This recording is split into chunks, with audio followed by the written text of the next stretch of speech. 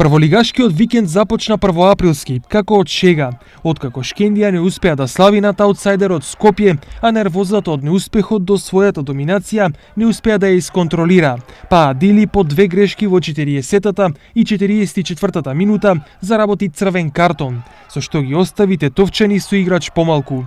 Без победник помина и прволигашкото дерби меѓу Пелистер и Вардар.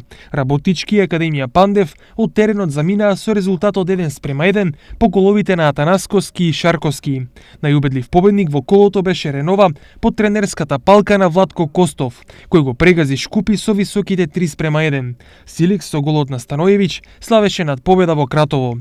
Првите 5 позиции остануваат непроменети. Прва е Шкендија со 63 бодови, пред второпласираниот Вардар со 47, зад кој стојат Силекс, Академија Пандев и Работнички со по 39, 30 и 29 бодови.